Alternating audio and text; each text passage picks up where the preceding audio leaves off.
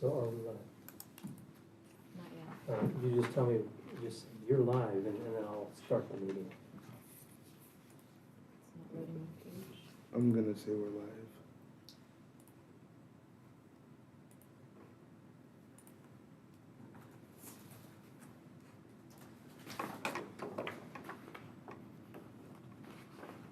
And your OBS looks like it's muted on the bottom.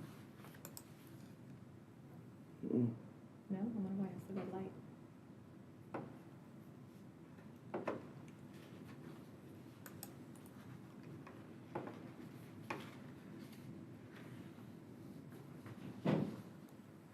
It's not loading. Hold on.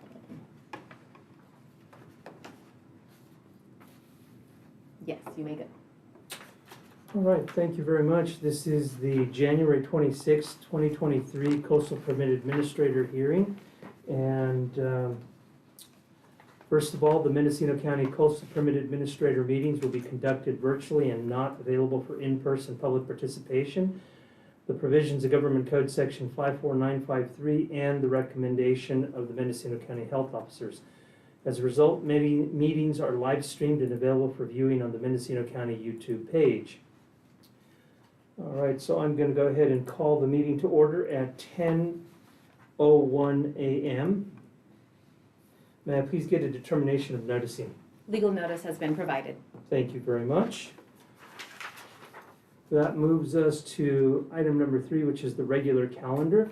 And the first item is item 3A, CDP 2020-0011. The owner applicant is Matthew J. Rowland. The agent is Wind Coastal Planning. The request is a standard coastal development permit and after the fact request to remove structures and restore riparian and Bishop Pine Forest and Isha, and to monitor the restoration for 3 years or more. The project has been determined to be categorically exempt from CEQA. The project is located in the town of Mendocino on the south side of Little Lake Road and 0.25 plus minus miles west of its intersection with Gurley Lane, located at 44,351 Little Lake Road, Mendocino, California, assessor's parcel number APN 119-090-24. May I please get a staff report? Tia, you're muted.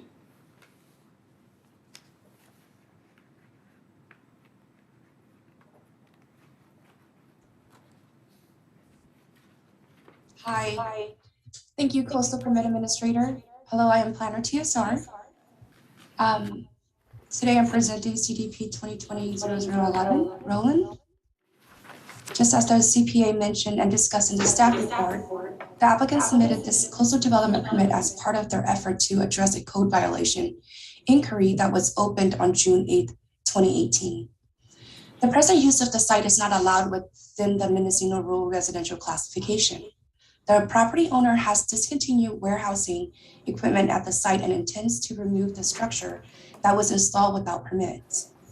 The project site is within the Rural Residential Zoning District, as shown on the zoning display map. The property owner seeks authorization to restore the site to its natural, undeveloped characteristic. Habitat restoration is an allowed use within the Rural Residential Classification.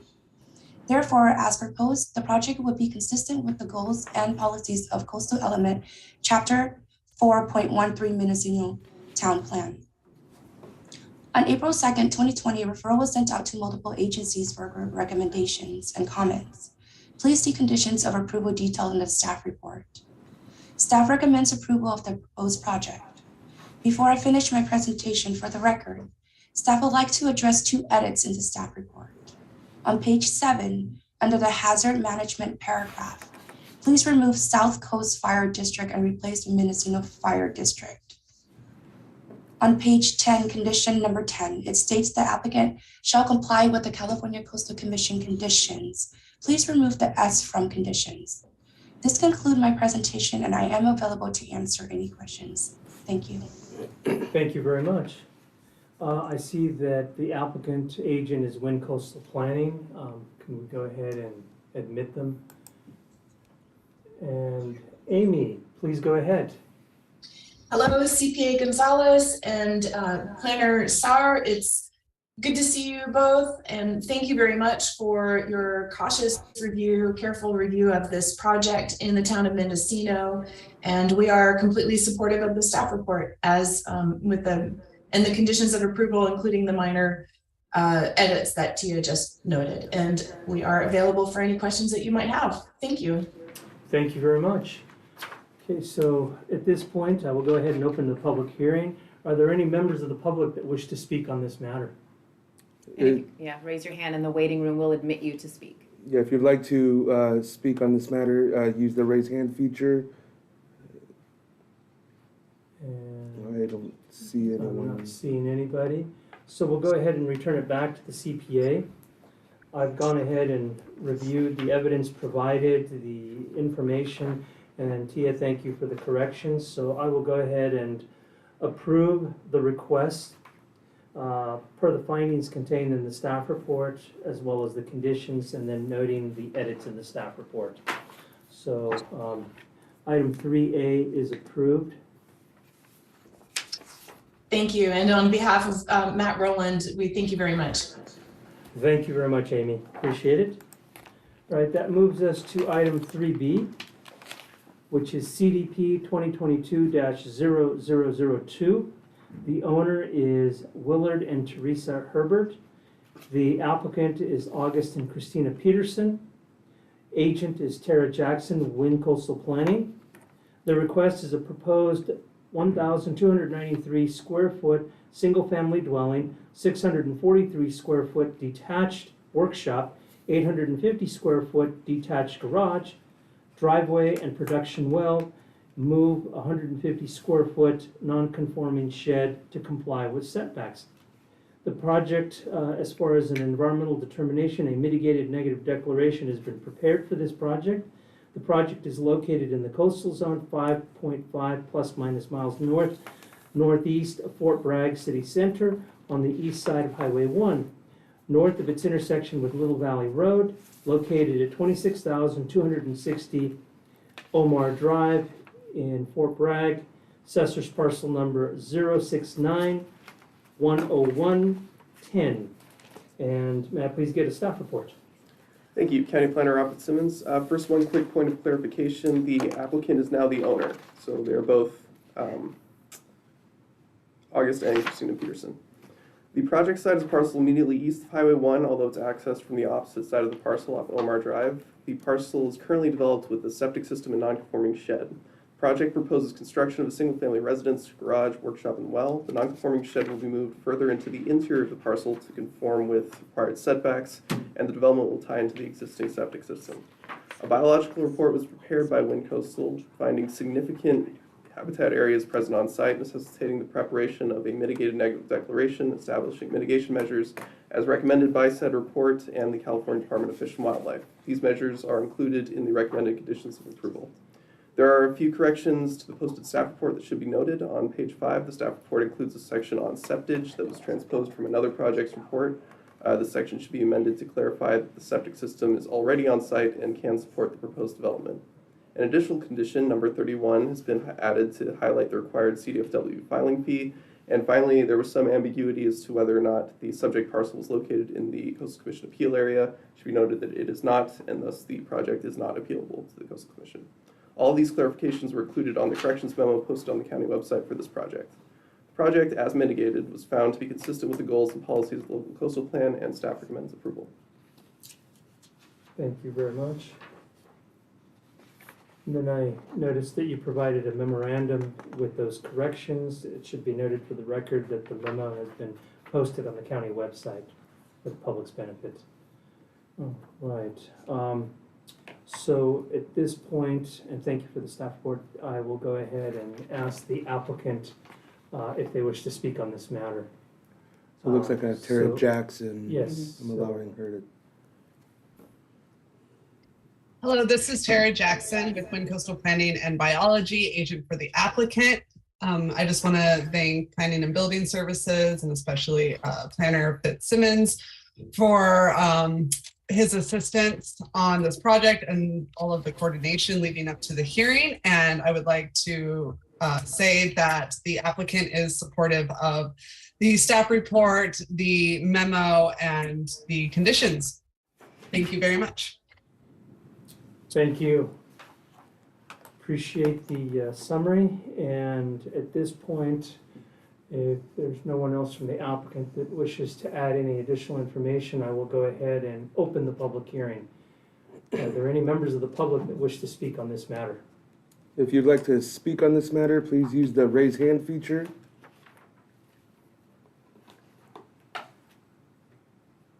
I don't see anybody. All right.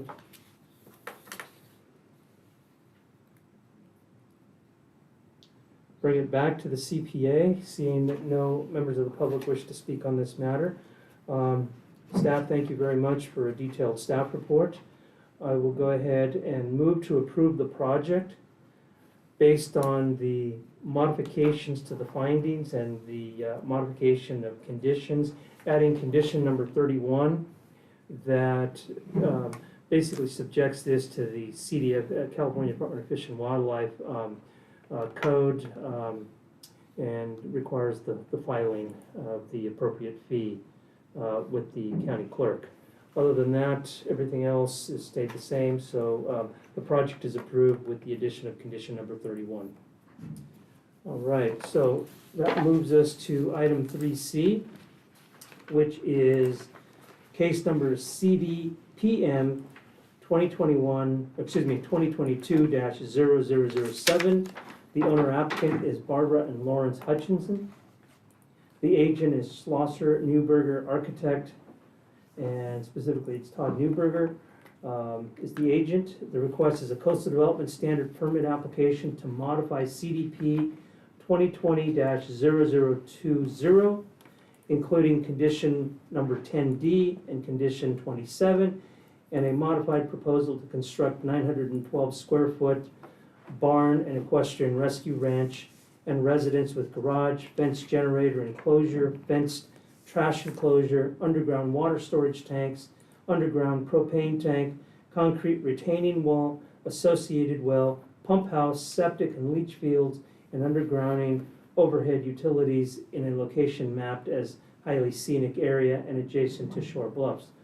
The environmental determination, it's been determined that an addendum to the mitigated negative declaration, and the project is located in the coastal zone 3 miles north of Elk and contiguous with the Peg and John Frankel Trail, located on the west side of Highway 1, located at 2900 South Highway 1 in Elk, Assessor's parcel number 127-04013. And please get a staff report. Certainly.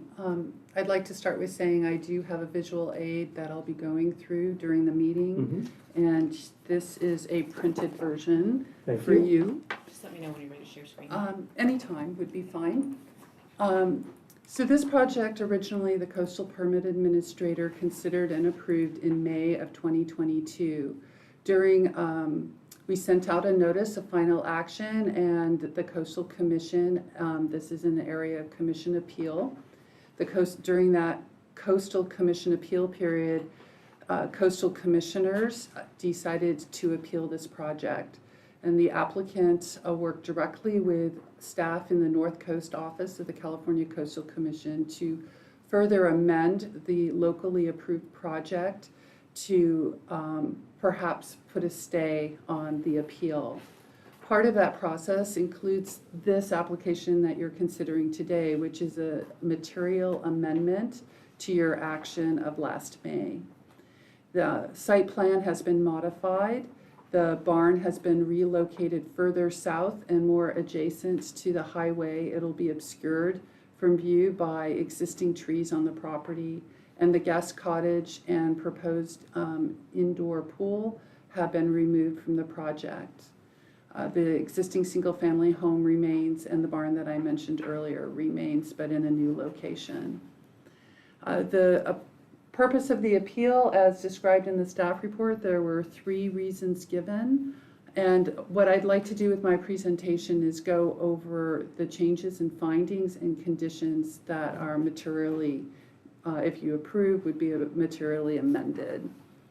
So to begin with, pursuant with our local chapter 20532 and chapter 20.536 of our zoning code, we're recommending that the coastal permit administrator adopt an addendum to the mitigated negative declaration.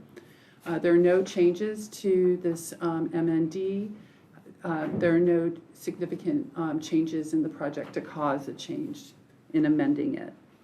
And also I'd like to note that the applicant has paid his CDFW fee, which was a condition of your original action. And we're also recommending that you approve CDPM 22 number 7, an application to construct a barn, establish light agricultural land use, which is grazing, and construct a single-family residence with an attached garage and other ancillary development. The project includes protection of on-site sensitive habitat areas, roof-mounted solar array, on-site septic system, continued use of an existing well, water storage tank, propane tank, and driveway. The driveway has a road approach onto State Route 1. The property is about 3 miles. Oh, well, you already provided the location, so I won't do that again. So some of the findings I beefed up a little bit in response to the reason for the appeal, and I've also put in some findings in support of the modifications to the conditions.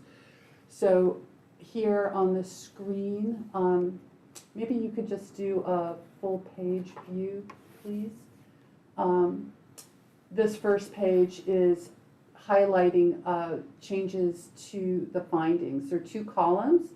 The one on the right are the findings that were adopted last May, and the ones on the left are the findings that were adopted last May, and the ones on the right are the ones that we're recommending today. So if we could go down a little bit to conditions, I'd like to start on, it looks like page there where it says adopted conditions. You can stop there. And I'll reference how the adopted conditions and the findings interrelate. So the first condition that we're recommending to amend is condition 10D. The property owner shall not construct any bluff or shoreline protective devices to protect the subject structure or their improvements in the event of these structures are subject to damage or other erosional hazards in the future. That's a very typical condition. Your action last May included an additional clause which we're recommending to be stricken from, materially stricken from condition 10D. We're also recommending deleting condition 10G as the applicant is not proposing a guest cottage as part of their application. We're recommending to revise condition 10I to read the adopted findings and conditions approving CDMP 2022 number 7 and the approved site plan shall be attached as exhibits to the deed restriction. And the reason for that is the site plan that I referenced in May has changed. It's been amended, and so I've updated it with a new reference. Then moving down to condition number 17. Condition 17, yesterday at 3 o'clock in the afternoon, I received an email from the Coastal Commission saying that they're concerned about condition 17 and how the local agency would interpret and implement this condition. They did not provide any suggested alternative language yesterday. And I'd like to also note that I've been working with Coastal Commission staff between December 1st and as late as yesterday on the conditions, including condition 17, and I felt we had found agreement on January 6th. So I was really surprised yesterday at 3 o'clock to hear that the condition was not acceptable. For the record, can you read condition number 17? Sure. The condition that is written based on my conversations earlier this month are to revise condition 17 to read future development may be exempt from the requirement of a new coastal development permit, provided development meets the exemption requirements of MCC Section 20532.020 and Public Resource Code Section 30610, Title 14, CCR 13250-13253 as applicable. And the development is located outside of it adopted environmentally sensitive habitat area, ESHA, buffers, and ESHA resource areas. Future development located within ESHA buffers or ESHA resource area requires a coastal development permit or permit amendment. So we have in our code a gaping hole that doesn't protect non-wetland ESHAs. And so under our 532 exemptions, if you want to do construction within an ESHA buffer after receiving a CDP, you might be able to do that under the exemption. And the intent of condition 17 is to close that loophole and protect the type of ESHA that's on this property. And the applicant is also agreeing to this as part of their proposal. They want to create open spaces where there are ESHA and ESHA buffers so that they're protected in a variety of ways.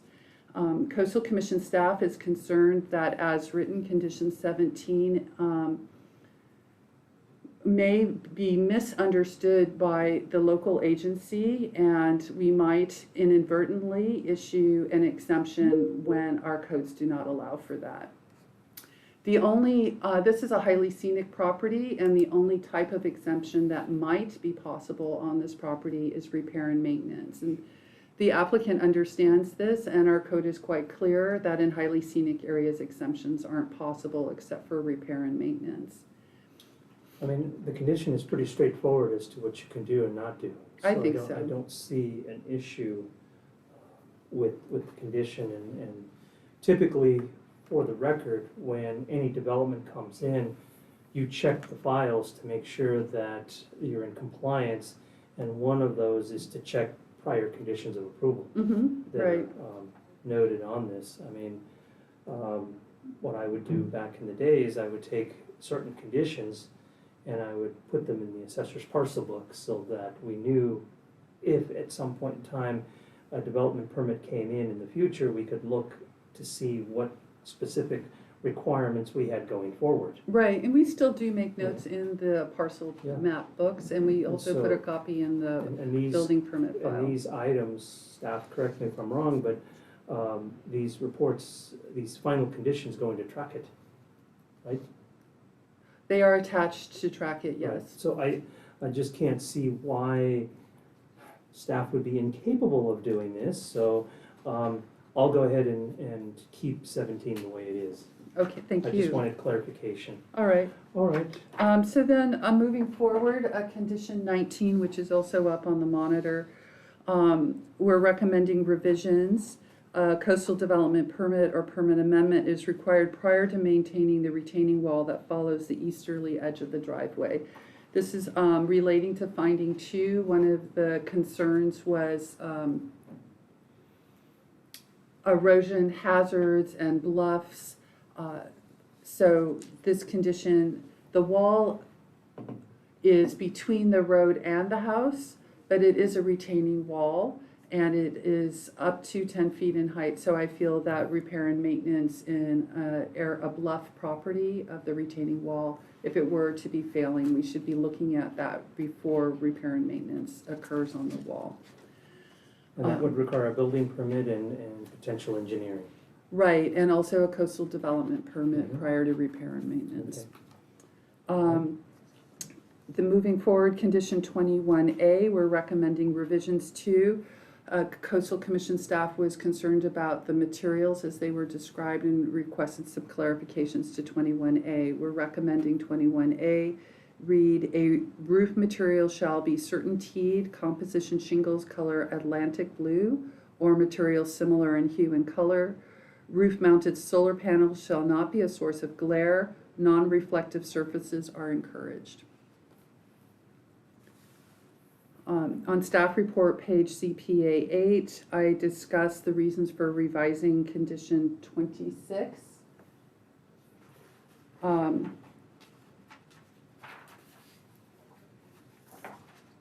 This has to do with exterior lighting, and in talking, this is a large piece of property, and typically our exterior lighting says that glare shall not extend beyond the boundaries of the property. You know, there's a little bit of a inconsistency when you're talking about a large piece of property. If it does only go to the property boundary, there's still a significant amount of glare. And I agree with the Coastal Commission's request that we limit the illumination to points of egress or ingress.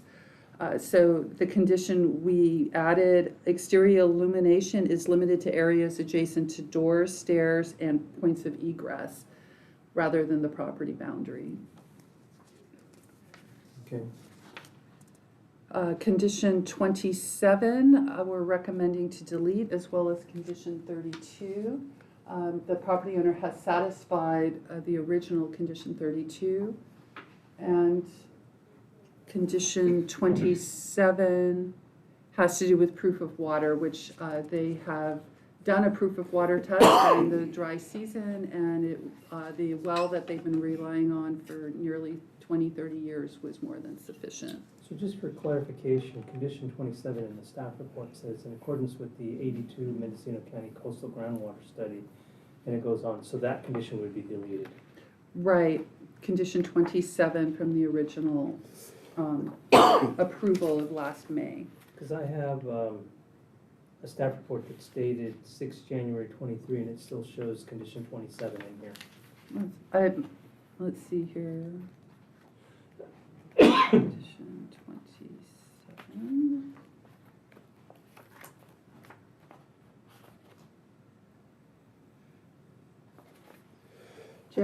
Dated January 26th, and condition 27 on the one that was distributed to me has to do with water conservation resources.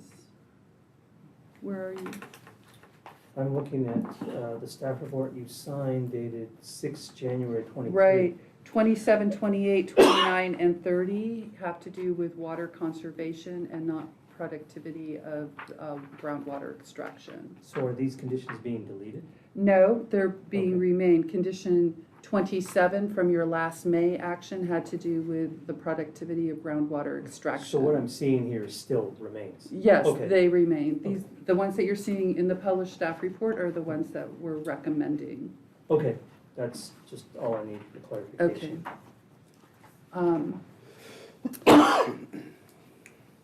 All right, so condition 27 in the May 26, 2022 action by the CPA, we're not recommending be included materially in your action today. Mhm. Similarly, we're also recommending condition 32 from May not be materially included in your action today. So then finally, the last condition I wanted to go over was condition 31. 31 really just memorializes what's in the code. We've used this previously in highly scenic bluff properties where there's a single-family home proposed. And it really just restates what's allowed under the code as far as residential uses in rangeland districts.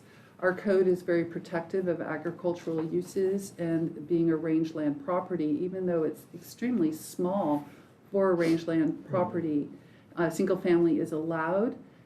And the property owner is proposing an agricultural use on the property, yet the Coastal Commission asked for condition 31 to be added.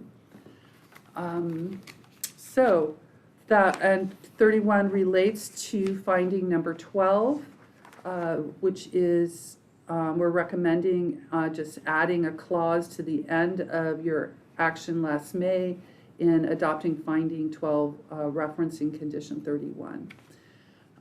If you have questions about the findings, I'm more than happy to go over them, but otherwise, I'm available for questions. No, I'm good, and condition 31, like you said, just memorializes what's in the code, which Yes. is fine. Okay. Anything else you want to add? It's really been a pleasure to work on this. I was very appreciative of the 45 days I spent with the Coastal Commission staff going over my recommendations in their draft form and getting feedback back. So I was a little disappointed yesterday to hear that one of the ones that I thought we had really worked on, they are not certain that it's clear. Well, I think it's clear. Okay. So Thank you very much. At this point, I will go ahead and ask the applicant or their agent to speak on this matter. That would be Okay, so Todd Newberger. I have Todd New. So Newberger let's here. promote Todd Newberger. And good Hi. morning, Mr. Newberger. How are you? Good morning. I'm doing very well. Thank you.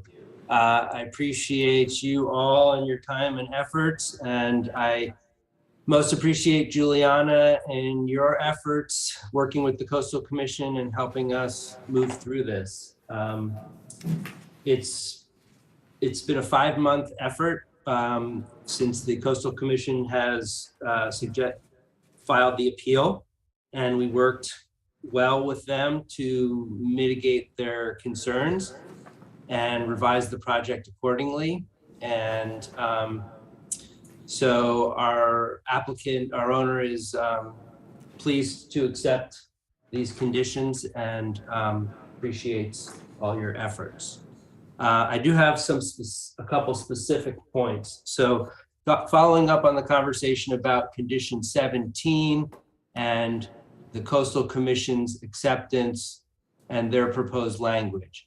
So in yesterday's email, Bente specifically requested language which said the only future development that may be exempt under PCR section 30610 and Title 14 CRC sections 13250 through 13253 would be underlined repair and maintenance.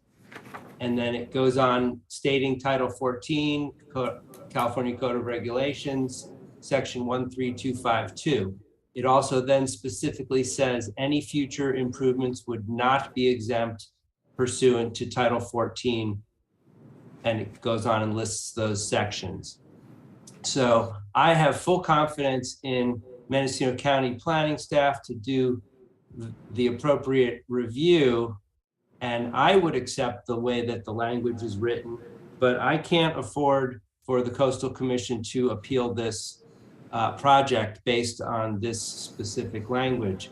Is there any way that you can add this additional sentence to that condition that would ensure that the Coastal Commission is satisfied?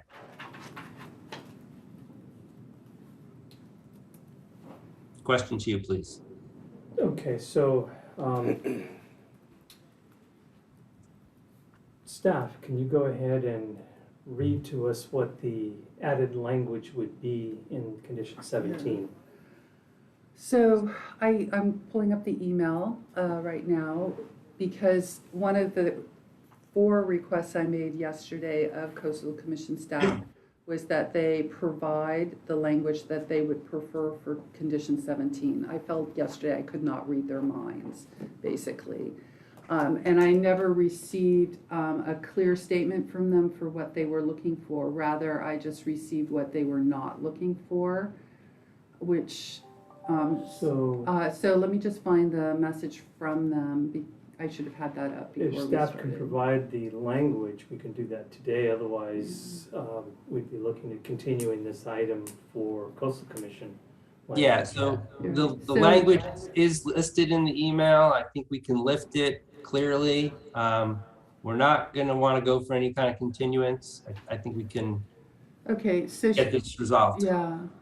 So let's see here. She writes, I think, all right. So she's wanting to be specific that repair and maintenance in the highly scenic area is the only part that would be exempt, and as applicable would be, I think what she's looking for, if we could take a small break, I could probably insert what she's asking into 17. Let's do that. Okay. Let's take a 5-minute break.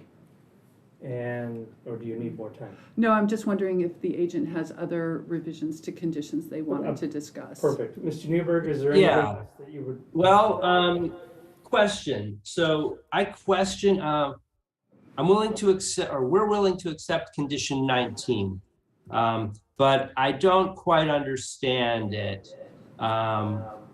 so the condition reads, a coastal development permit or a permit amendment is required prior to maintaining the retaining wall that follows the easterly edge of the driveway. So that wall is well outside of ESHA setbacks. It is well east of the residential development. And there's another condition saying that, we're not going to do any type of construction to prevent coastal bluff erosion.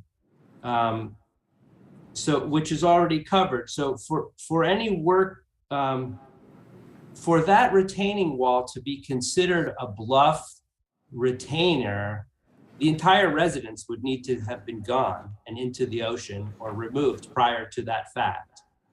And so this retaining wall is not a coastal bluff retainer in any way.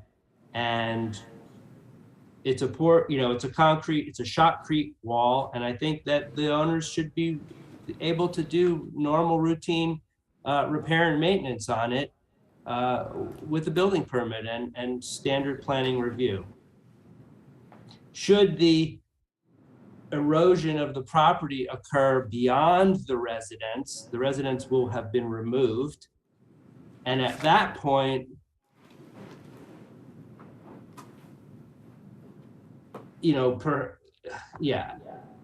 so that's all I have to say. So Okay. if you're not willing, if you can't budge on condition 19, or it's a sticking point for the coastal commission, Juliana, if you think that this is a sticking point for the coastal commission, we're willing to leave it in because it's never going to come up, honestly, right? But I just don't see the logic there. Okay. Are there any other conditions? No, everything Okay. else is perfectly suitable. All right. So is there anybody else from the applicant side that wishes to speak on this matter? I have the owner online, but if you'd like to speak, please use the raise hand feature and I can allow you to talk. Looks like we have Barbara in. Right. And I'm not seeing any Not raised seeing a hands. raised hand. Okay, so I'm gonna go ahead and return it back to the coastal permit administrator.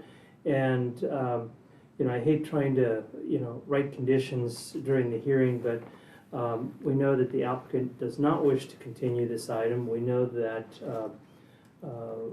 we have a coastal commission issue here that we want to go ahead and address. So I'm going to go ahead and take a 10-minute, 5-minute recess while staff works on additional language, and then we'll return back. So it's let's come back at 10:45. And that'll allow staff. So let's take a recess till 10:45. Okay. Are we muted? No.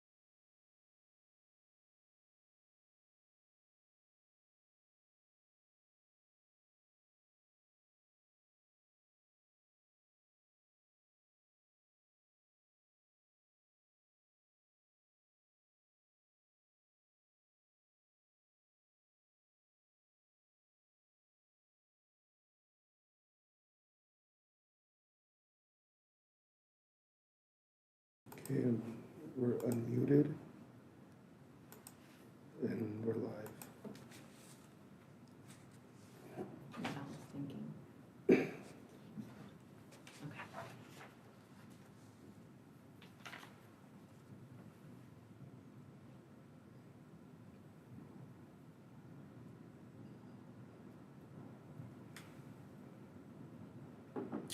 Okay, so the coastal permit administrator meeting is now back in session after a short recess that allowed staff to modify condition number 17 for case CDPM 2022-007. And so the issue at hand was the modification of condition number 17. Staff, can I please get the modified language? Yes, certainly. Staff is recommending that the first two words of condition 17 in the staff report be stricken, future development be stricken, and replaced with repair and maintenance. Condition 17 would then read, repair and maintenance may be exempt from the requirement of a new coastal development permit, provided development meets the exemption requirements of MCC section 20.532020 and PRC section 30610 title 14 CCR sections 13250-13253, comma, as applicable, and the development is located outside of the adopted environmentally sensitive habitat area, buffers, and ESHA resource areas. Future development located within ESHA buffers or ESHA resource areas requires a coastal development permit or permit amendment. Thank you. Is Mr. Newberger on? Yes. So Yes, Mr. Newberger, if you heard, there's a modification to condition number 17. Which Yes, strikes out the first two words, future development, and replaces it with repair and maintenance, and then keeps the rest of the condition. I think that will address the Coastal Commission's concerns. yeah, that sounds good, as long as you are using the terms repair and maintenance are synonymous with development. Mm-hmm. If Yep. that's your understanding, then I'm good with the language. If not, I would replace the second two references to the word development with repair and maintenance. Yeah. No, I think That would that be will most- work. That would be most clear, but Okay. let me know. That will work. And I think with regards to condition number 19, you bring up a good point. It should not be an issue. So I think to address any concerns by the Coastal Commission, we're just going to go ahead and leave 19 the way it is. Okay. Well, that's fine. All right. It's, I'll just double down with a quick statement. It's not a bluff retaining wall, preventative retaining wall. It would never be permitted under any code or if it were. So, but we're going to let it alone for now, and that'll be a future for food for thought. So Okay. thanks so much for your help, and Thank you. appreciate you all. And then staff, I did open the public hearing on this, right? You did. I did, and closed the public hearing, brought it back to the CPA. Staff was able to go ahead and modify those conditions. So I think we have concurrence from the applicant, we have concurrence from staff on the modification of 17. So I'm gonna go ahead and move to approve the project pursuant to the findings contained in the staff report, modifying condition number 17, striking out the first two words of future development and replace with repair and maintenance, and keep the rest of the condition the way it is, and all other conditions remain the same. So the project is approved.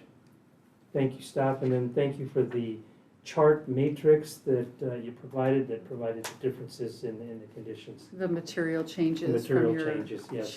approval last May. Mhm. I'd like to say that this decision today is subject not only to the 10-day appeal period locally to the Board of Supervisors, but then we send a notice to the Coastal Commission, and there is a 10-day appeal period with the Coastal Commission.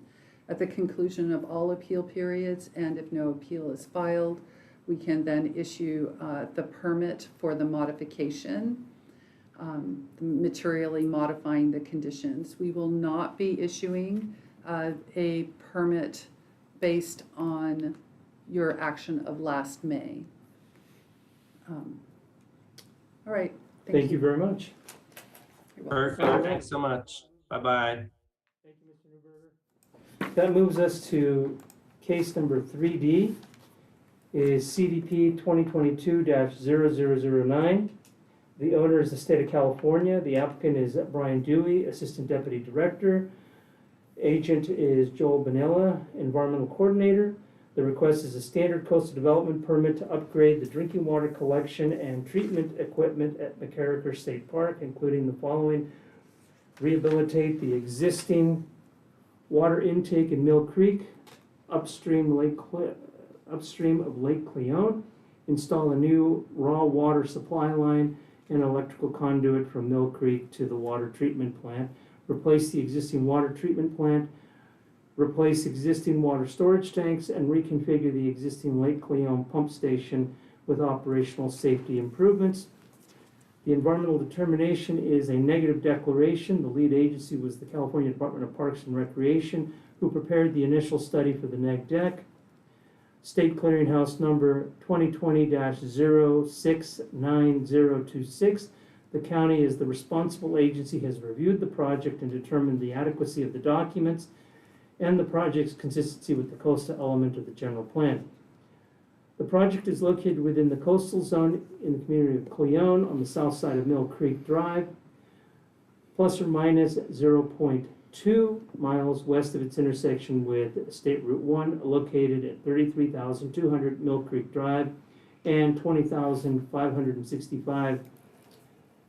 And we're looking at McCarraker Road in Cleone. Assessor's parcel numbers 069-130-04, 069-16101, and 069-300-13. And please get a staff report. Thank you, Coastal Permit Administrator. Project Planner Steven Schweitzer here. As previously mentioned, the California Department of Parks and Recreation intend to upgrade the drinking water collection and treatment equipment at McCarraker State Park to allow dependable year-round production of potable water. In addition to this coastal development permit, the proposed project will be required to obtain and comply with multiple regulatory agency permits and conditions prior to project implementation. This level of permitting requirements and compliance is developed to minimize the risk of water quality degradation and sediment from other potential hazardous materials that may be present during project construction. It is important to note that no in-water work is proposed as part of this project. A list of avoidance measures and minimizations as detailed in the initial study and habitats and resources section of the staff report are included as conditions of approval 8 through 18. Based on the available project information and environmental analysis provided in the initial study negative declaration, there is no substantial evidence that the proposed project would have a significant effect on the environment. Staff is recommending approval of Coastal Development Permit 2022-0009 in accordance with the findings and subject to the conditions of approval contained in the staff report. The applicant has been provided the staff report and made aware of these conditions of approval. Contingent on this coastal development approval, construction work will occur during daylight weekday hours between 7 a.m. and 6 p.m. However, some Saturday work could be implemented to accelerate the work, especially for winterization needs or to meet management objectives during a limited window of the low flow conditions in the creek. I am available for further questions. Thank you very much. So at this point, I'll go ahead and ask the applicant to speak on this matter. Do we have an applicant? I'm not, I don't have a Brian or a Joel. I'm not sure if Valerie is. Is Valerie here to speak for the state parks? I believe she is a member of the public for Ah. Sherwood Valley Shrine. Yeah. I've spoken with Joel earlier this week, and he let me know that he would not be in attendance. Okay, so basically at this point, I'll go ahead and open the public hearing on this matter. Okay, Are there so- any, so go I'm ahead. sorry. Yes, I have Valerie raising Yes. her hand to speak for the public. Yes. So Valerie, go ahead. Please state your name for the record.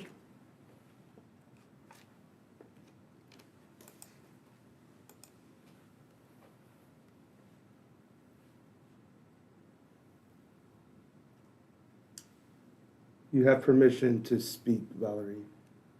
Please state your name for the record and you may go ahead with your comments.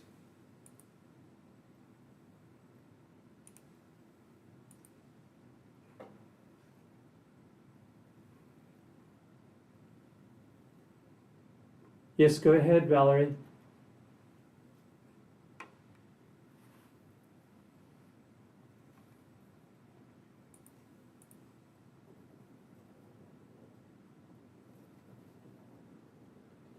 You just muted yourself. Go ahead and unmute. Yes, go ahead.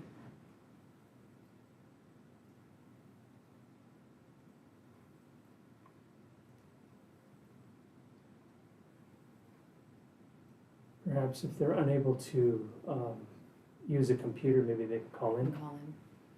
So whatever information they have.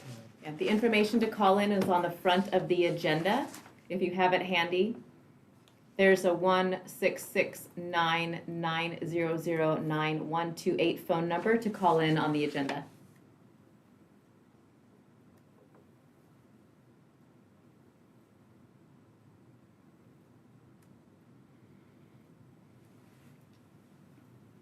Can you repeat that phone number again? Sure.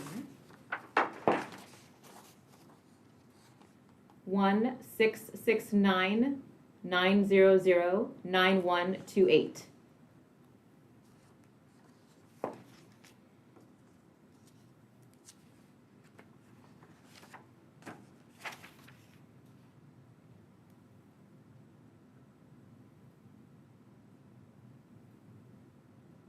Here we go. Yeah, phone So number. you can use the, let's see here, I will Star allow 6 you. to unmute. Yes, Yeah. you can use *6 to unmute.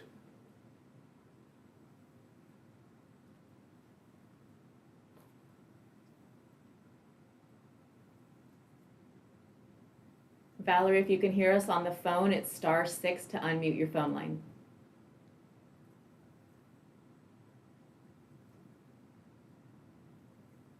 Go ahead. Okay, I think I have it. All right. All right. Okay, this is Valerie Stanley. I am from the Sherwood Valley tribe. I am the tribe's TIPO officer. So my comment I just wanted to say, because I did not hear it in here, is the tribe, we are working with state parks. We submitted a letter quite some time ago. That area, McCarricker, is very heavily culturally resourced. So we, the tribe, have asked when this work commences, especially with the Earth movement, that we be a part of this project with our cultural monitor on site. Thank you, Valerie, for that. I do have your letter that you had sent in quite some time ago on file with the project. And I would like to note as well that as an added condition, we have included 8 and 9. And condition 8 is referring towards project implementation be consistent with the senior state archaeologist, Diane Grover, and her recommendations. And I would like to know for the record that archaeological monitoring for any of the work being ground disturbing activities on site will require a monitor. So I'm not sure if that suffices your concerns with the project, but I'm happy to provide any further information and keep you in the loop once this goes through the appeal period. Okay, I just mainly wanted to note for the record, and also Dion has retired. It's Chris Kimsey, and he and I actually did a walkthrough on the project at the time, and there were some sites that we discussed that is not in the record, but I have knowledge of because I am from Fort Bragg. Thank you for that. And it won't go in the record, but we know. Okay, Valerie, the report that was submitted for this project was prepared by Diane Glover. So I have not received any information from the California Department of Parks and Recreation regarding any further archaeological investigations on the site. So that's the reference there for the retired. Okay, thank you. All right. Are there any other members of the public that wish to speak on this matter? If you'd like to speak on this matter, please use the raise hand feature. If you're dialed in, please use *9 to raise your hand and *6 to unmute. Doesn't appear that there's anybody else online that wishes to speak on this matter, so I'll go ahead and return it back to the CPA. So just a question for staff. State parks, once they undertake this matter, they will have to follow the same protocols as everybody else. Correct. For monitoring, and so that should address the concerns that a member of the public has. So based on that, I'll go ahead and move to approve the project pursuant to the findings and conditions contained in the staff report. All right, so that moves us to item number 4, which is matters from staff. Are there any matters from staff? Seeing none, we move to item number 5. This is matters from the public. Anybody that wishes to speak on anything other than what's on the agenda, this is your opportunity to do so. If you'd like to speak, please use the raise hand feature. If you're dialed in, please use *9 to raise your hand and *6 to unmute. I don't see Seeing none, we move to item number 6, which is adjournment, and I'll adjourn the meeting at 11:01 a.m. Thank you very much. Thanks, everybody. All right, so just in case you see my scribbles, I've